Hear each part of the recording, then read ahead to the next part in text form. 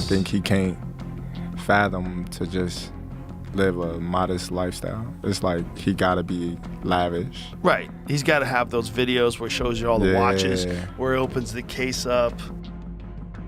Yeah. You know, he got the latest watch and the latest car, and look what I just bought. And when you get into latest watches and latest cars, you get into that like, boy, that money goes quick. Yeah. Bugattis are like $3 million. There's watches that are $3-5 million. Is they wind up going broke at a certain point, right? First of all, taxes, child support, all that kind of stuff, that promoters, this and that, and then just the way you spend your money. Could be bad investments. You could try to do the right thing and wind up with bad investments. You could just spend too much. And the thing is, if you're not the best in the world anymore, but you're one of, let's say, the 50 best in the world at what you do in your weight class, still hard to tell that dude, you can make $100 million. No, don't do that because you're old. Right. Why would he not do that? You know, if you have the right money behind it and the right promotion behind it and the right kind of commercials behind it, you can turn anything or anyone into a star. So it's basically you're just choosing to do what you want to do. So if you want to do Mayweather and Pacquiao, I think it can be done in a way where people are going to be curious enough to watch it. And you guys were just talking about, it's on Netflix. It's not It's not necessarily behind the paywall, aside from unless you don't have a Netflix subscription. But people are going to watch. Terence Crawford calls out Floyd Mayweather for reportedly demanding $100 million for a Manny Pacquiao fight. He suggests that a man who once made extraordinary money now appears to be facing a different financial reality, one that's fueling these numbers and reigniting the conversation. He broke the bank, you know, and I don't see him trying to, you know, give the game to the young fighters because he's a promoter now.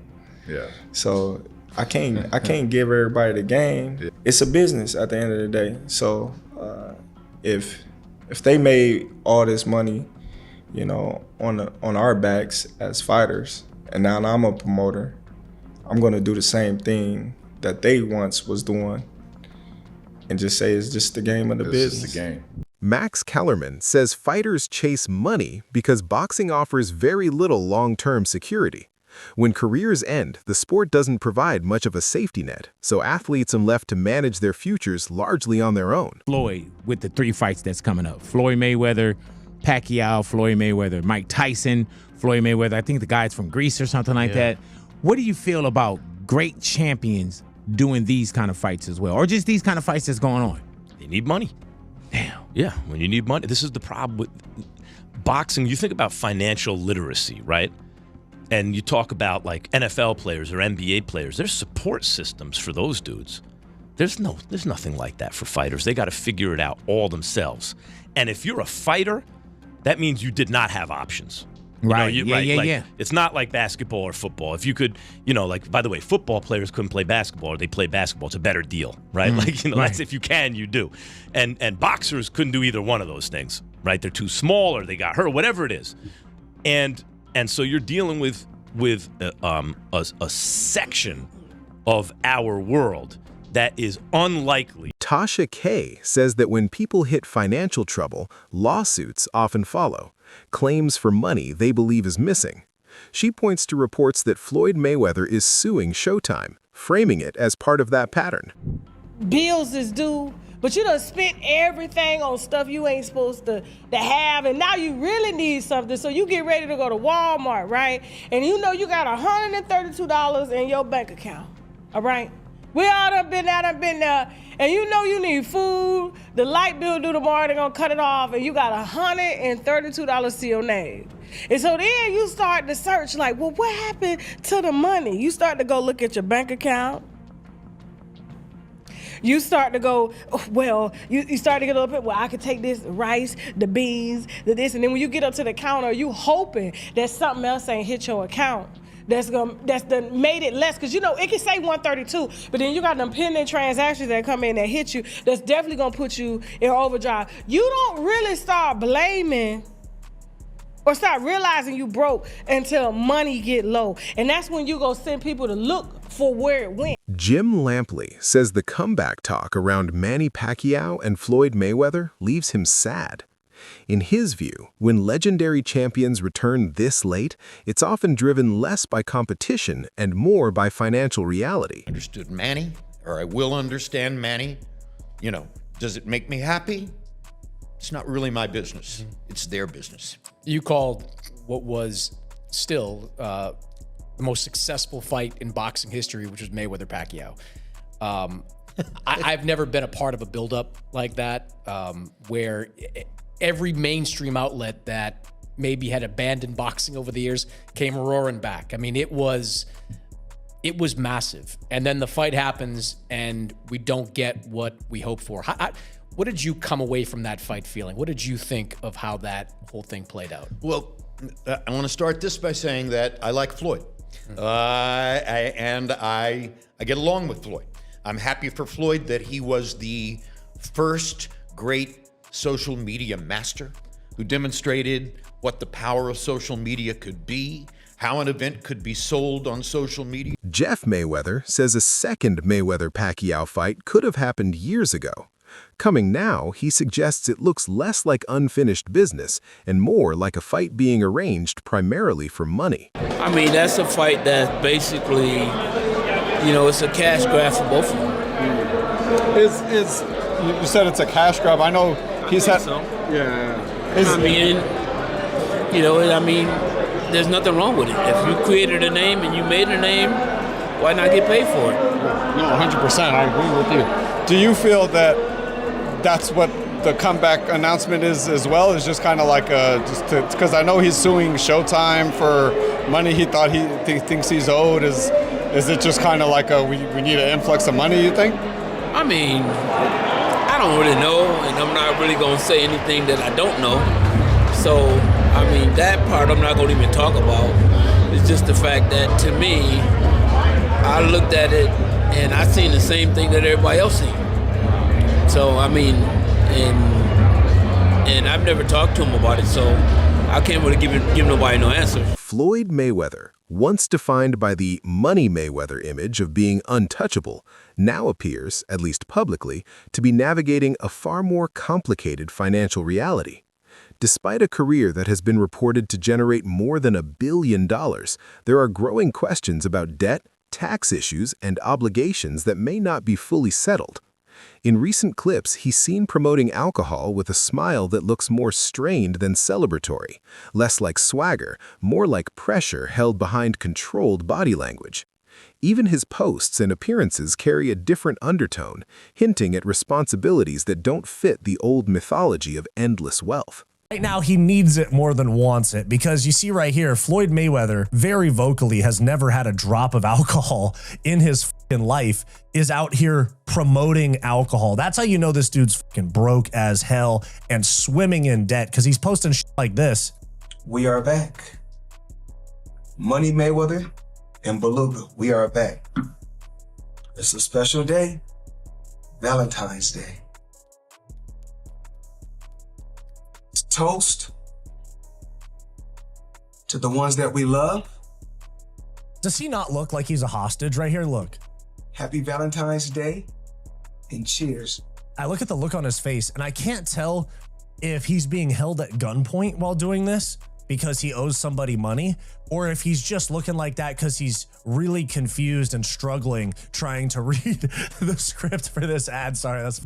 Even with new exhibitions on the calendar, the story many observers keep circling back to is money management. The talk of lawsuits, tax issues, and a return to the ring at 48 has created the impression that financial pressure may be shaping decisions that once looked purely strategic. For some, that contrast is the unsettling part. People also draw comparisons to other icons, like Mike Tyson, who famously burned through enormous sums, yet still held tangible assets, because it makes Mayweather's situation harder to understand from the outside. The reported earnings from fights and endorsements are massive, and yet they don't appear to have insulated him from questions about debt. The gap between the image and the reality feels stark. A man who once flaunted wealth, now seeming more constrained, leaning on high-profile appearances to keep the machine running. It's a quiet reminder that even legendary money doesn't guarantee security when spending, obligations, and time begin to close in. There's no way Floyd Mayweather gives a about any of that, bro. He's like, you said how much? How much is the check? You said I got to talk for 12 seconds. All I got to say is I'm the voice for them, and y'all are going to give me 15 million? Like that. That's the type of stuff that Floyd Mayweather does. And Conor was calling this out quite a long time ago, even back when they were promoting Mayweather versus McGregor. Floyd not taking his own jets? Oh, yeah. So Floyd got the money and he got tax problems. And Conor also called it out right here as well. And they said, I'm the motherfucker that can't read. Bitch, I do numbers. I make money. You know my middle name. You owe money. So Conor was on this 10 years ago. I think 2017 was 2016, 2017. So Conor's been on this for 10 years. Tasha K argues that even when Floyd Mayweather appears to have endless money, unseen obligations and unfinished transactions can push anyone into financial overdrive. In her view, it's the oldest trap, spending loudly while debt builds quietly. She points to past reports that circulated years ago, including claims that Mayweather was held in Dubai until certain money issues were settled, an example, she says, of how even top athletes can get boxed in by financial commitments. She also suggests mismanagement by people close to him may have worsened things, with large sums allegedly going missing before he could fully account for them. Now, she cites ongoing lawsuits and reports of unpaid rent, including an alleged $330,000 balance tied to a luxury Manhattan apartment. She even references claims that his daughter was advised to start earning. For her, it all adds up to a darker point. The public image of wealth can be real and still misleading. And when you see somebody like Floyd Mayweather, that's the oldest trick in the book, y'all. Y'all know. When y'all see somebody flogging money everywhere, they got this, they got that, they got this. Was it Gervonta Davis? Tank told us 2 years ago that the reason they held Floyd Mayweather, you can put it back on the screen, captive, in Dubai is because he had owed them money and they wouldn't release him until he announced the fight to give them their money back. You know they do that over there in Dubai, right? You ain't going nowhere if you owe a debt. He was trapped over there for almost 2 months, according to Gervonta. They shared the same manager, Al Layman, who collected money in cash because Floyd Mayweather gave him a power of attorney to do so. And so when Floyd went down there and sued Showtime, he's suing Showtime, the company, the network, that publicizes these fights. Max Kellerman says financial strain is common in boxing because careers are short, unpredictable, and often shaped by forces fighters can't control. Injuries, inactivity, or being undersized can limit earning power, and without real guidance or a strong support structure, even gifted athletes can end up in trouble. He notes that taxes, child support, and spending habits often weigh heavily, and that bad financial decisions can compound quietly over time. Investments can fail, a lavish lifestyle can accelerate the damage. Kellerman adds that even fighters who remain elite in their division may struggle to command enormous numbers, like $100 million, once they're no longer at their peak. To him, this pattern isn't rare, it's familiar. Many fighters, despite past success, eventually face some level of financial instability, which is why he stresses the need for planning and careful management across an entire career, not just during the biggest nights. And wind up with bad investments. You could just spend too much.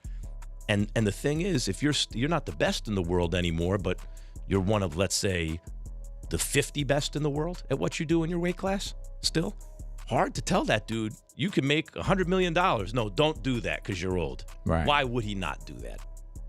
Do you think, and when I look at these fights that's coming up, do it take away from boxing for you when you see these fights being announced? No, not. I mean, what it just demonstrates that boxing has not produced new characters that you know, whose stories people really want to follow. If we were producing those guys, and hopefully we will now with Zuffa, there'd be less interest in the kind of sideshow fights or the senior tour type fights, right? Because we'd be invested in new characters. We haven't had characters that have captured the public's imagination because people don't know who they are. That's it for today. Stay tuned. See you next time.